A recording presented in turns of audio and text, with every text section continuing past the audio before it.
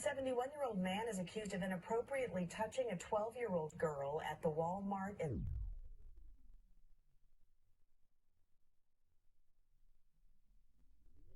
Mifflin Sunday afternoon. According to court... Yeah, thank you.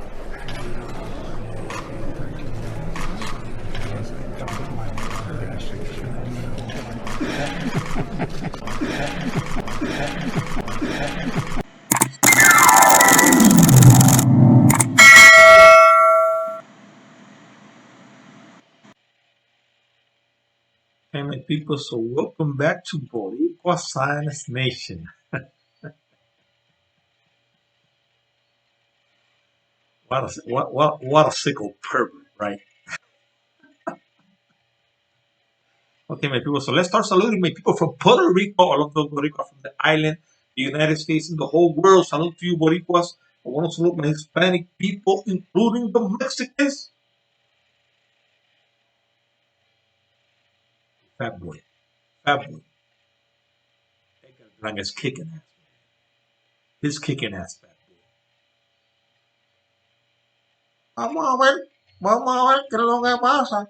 Vamos a ver, pero para mí es un reggaetonero.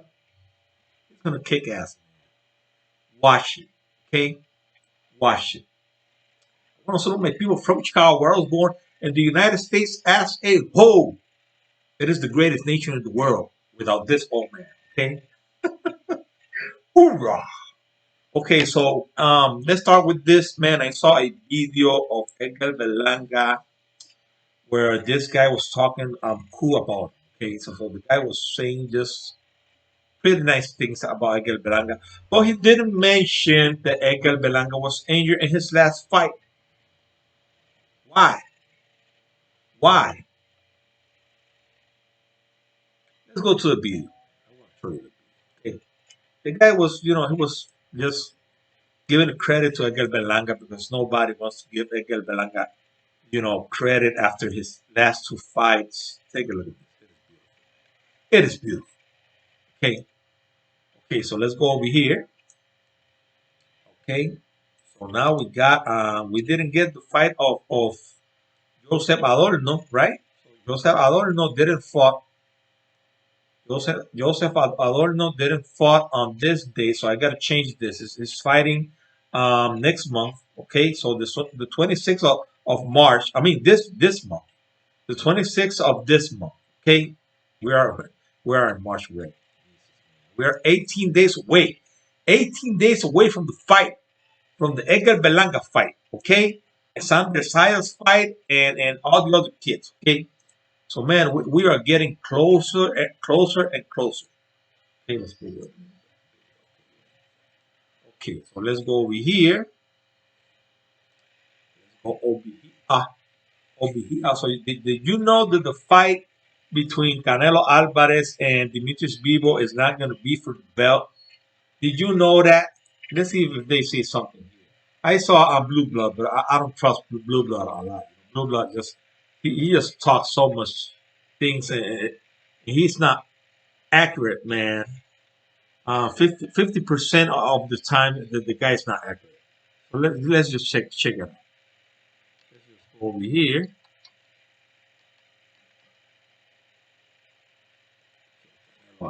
Let's see.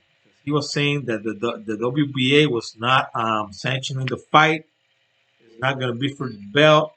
I think Canelo is still going to fight him. Canelo, everybody want to fight me. They need to fight each. Oh Jesus, man, the same thing, man. The same.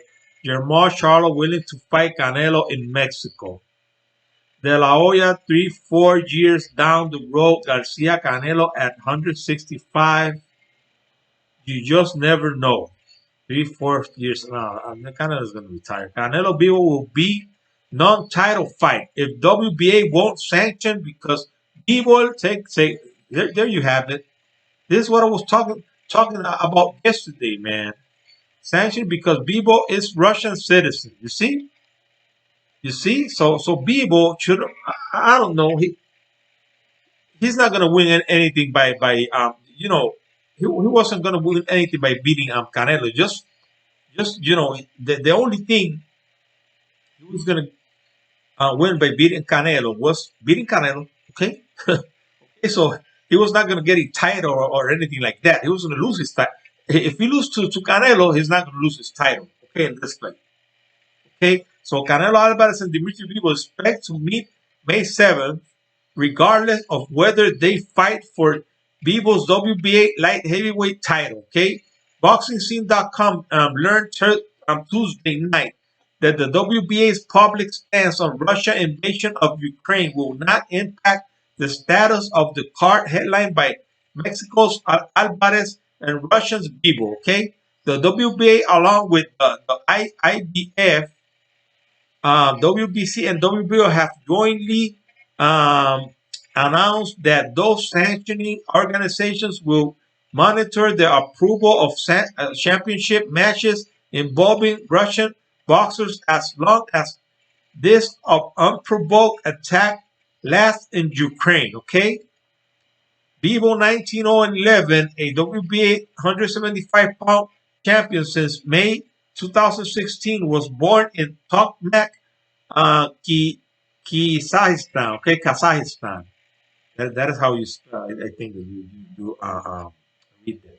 But you spell that the name of that country, Kazakhstan. Okay. But he has long received re, re, he has long lived in the Petersburg, Russia. Okay, St. Petersburg. Okay, Russia. Okay. So here's the thing. I think that war's gonna end before the that fight happens. Okay, so I still think the fight is gonna be for the belt. But here's the thing. Russia is invading a country, because and I was talking about this yesterday with Eugenio. You guys gotta know Eugenio already. Eugenio Rodriguez.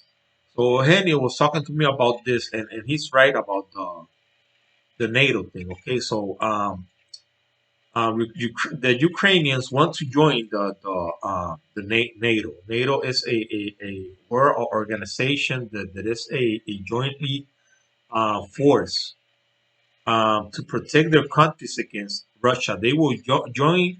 They will all join against Russia. Russia is the enemy of NATO. Okay, that is why they created NATO. Okay, so the NATO alliance that is composed of the United States and almost all the countries of Europe, or all the countries of Europe. The Ukrainians, Ukraine wanted to join the NATO alliance. Okay, so that is why Putin wanted to invade the country, because he doesn't want that.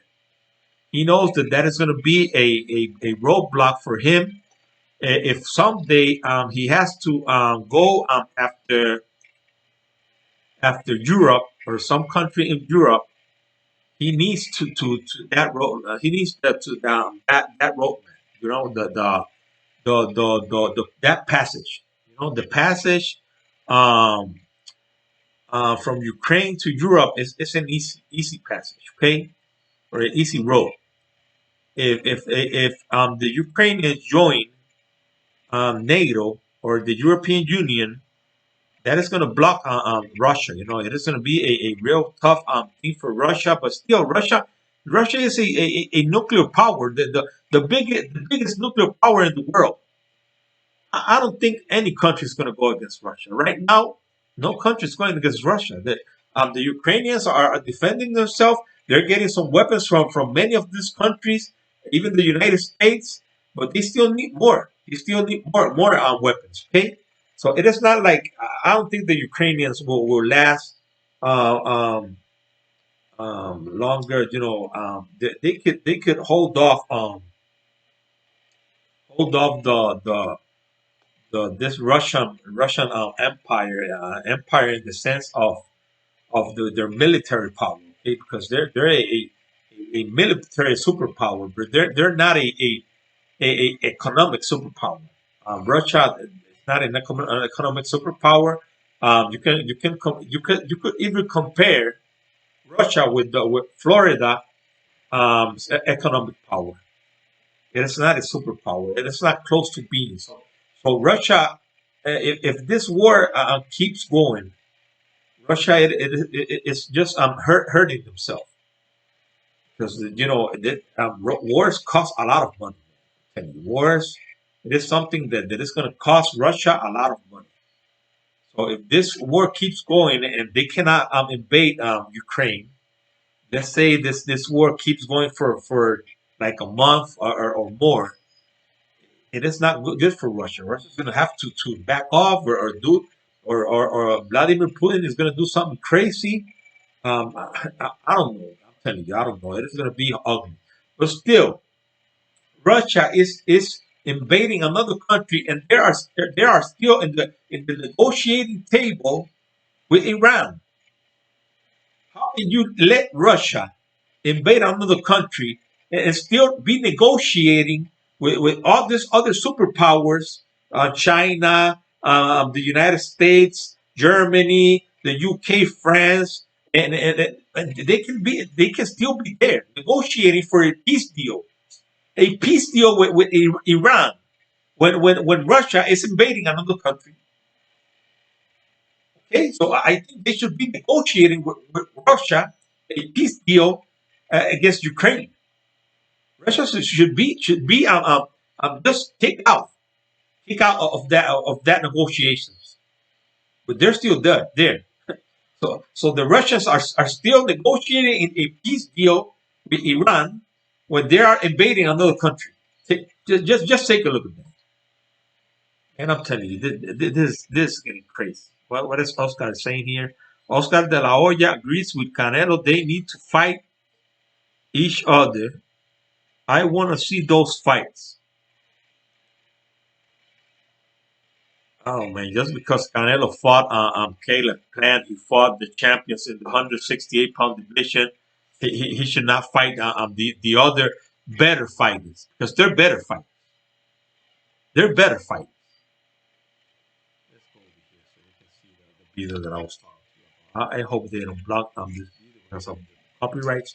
But no, you could go on and sign to this guy's page because I like what he's saying about Edgar. There are 17 people crammed into this tent. I like what this guy is saying about Edgar here. Okay. The only thing is that he didn't mention the injury. That's all. For all the best boxing content, don't forget to like, subscribe, and punch that bell for notifications.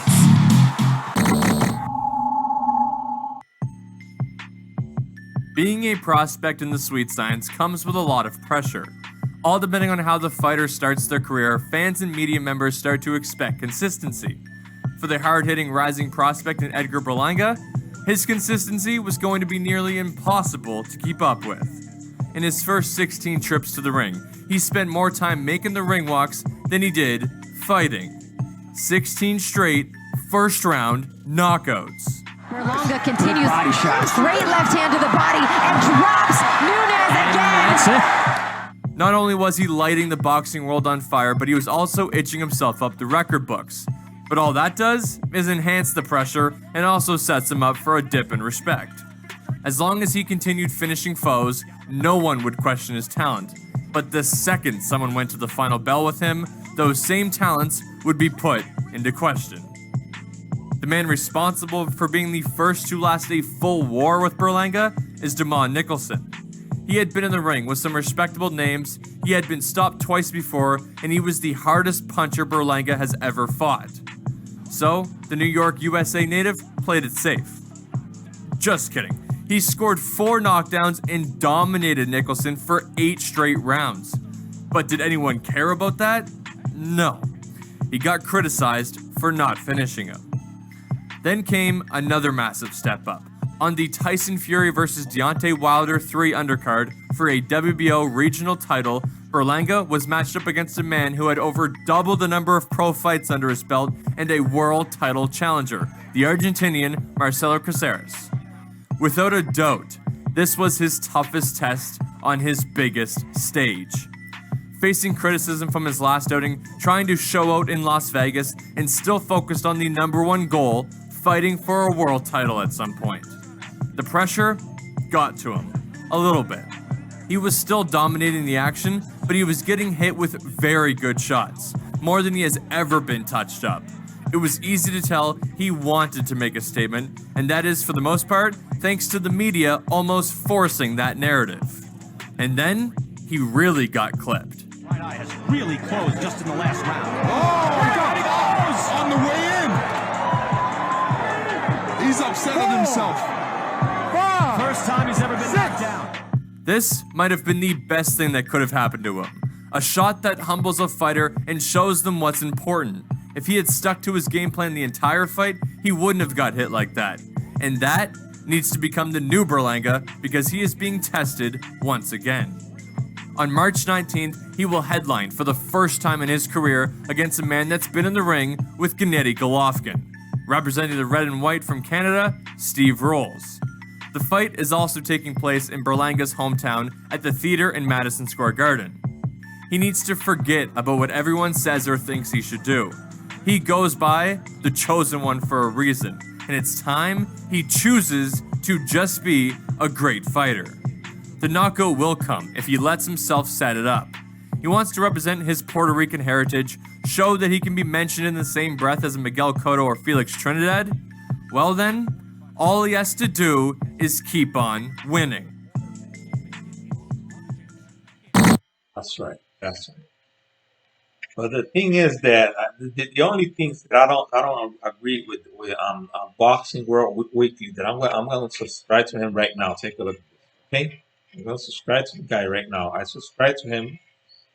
He did a pretty good. And some things that he said there, I have said already. Okay, so Edgar Berlanga, if he would have chosen to just fight, just fight the guy, box him, he would have even knocked the guy out. He would have even knocked him out. But it is the pressure. It is the pressure. But Edgar Berlanga didn't get clipped in the fight. Okay, so that's another thing that I don't agree with the man that was talking to you. You know, Edgar Berlanga was just off balance, like this guy says right here. Okay, he fell off balance. Okay, Titanium Song. Okay, so Titanium Song says that Boricua, Puerto Rico. Okay. I gave him a like. Looks like he gave me a like. Great video, but at least you should have mentioned he got injured in his fight against Cáceres in the third round. Okay, that was a big part of him not doing what he had to do. Okay, that's what I said. That was my comment there. That's the things that I didn't agree with the guy, but the guy was, it was accurate in almost everything he said. Okay, in almost everything. Edgar Berlanga, the only thing he has to do is not listen to the critics, forget about what the people said about him. You just don't be looking for people to just keep or criticizing him. Just do your job. That's it. Do your job. You're gonna have pressure in every job you have. There's gonna be people criticizing you. The boss is gonna be over you. I'm just telling you what to do all the time. And you gotta work anyways, man. Anyways, it's not something that you're just gonna be. I'm not gonna work because the boss doesn't like me. He's always attacking me. No, you gotta work and you gotta do your job better. And you just sometimes you gotta stop your boss and tell him, hey, man, calm down, okay? I have done this before. Calm down, man. I know how to do my job. I'm doing it. We just don't. You're not gonna let your boss just walk over you, neither, But sometimes you gotta speak. And just try to do the best you can. Forget about what the people said because people are always. Edgar Berlanga, and I know he understands this. He understands. He's got a lot of haters, and the media is something that is. It's not your friend. The media is not your friend, Edgar. Edgar, the media. If you're listening to me, because I know you watch some of my videos. If you're listening to me, the media is not your friend. So forget about the media talking. When you're doing good, they're going to be talking good about you. If you make some mistakes, they're going to attack you. Okay. So just forget about the media saying good things about you because they're not your friends. The media is like Donald Trump says. The media is the enemy of the people, and that's right. It is the enemy. They're always criticizing. They're always attacking. They're always You know, when they don't like you, when they don't like you, they're gonna attack you. If you do what they want you to do, they're gonna be on your side. But if you don't, you're not their friend. Okay, you're not their friend. Right now, that man that I told at the beginning of my video, Joe Biden, is that's a love guy by the media. Okay, the media is not gonna attack that man. That was a mistake they made when they put his picture. They were talking about it. That was a mistake. Okay, and we take that mistake into our advantage. Okay, because the guy is not doing his job. If this guy would have done the mistake he made in Afghanistan, Russia wouldn't be doing what it's doing right now. Because against Donald Trump, Russia never did nothing like that. Nothing like that. Okay? But that's politics. I don't want to talk about politics, but it is what it is. That is the truth. Okay, my people? That's all I have, my people. I hope you like my video. Just subscribe to my channel. Let's keep growing, family. And don't forget to share. Give me a like. And at the same time, I love you, my people. I love you. Okay? I love you. In the name of Jesus Christ. Okay. God bless Israel. God bless the United States of America. God bless you all my people. I will see you later. I'm hoping to make a live stream today. Okay. So it's gonna be from like 9:30 to 10:30. Okay. See you later, people.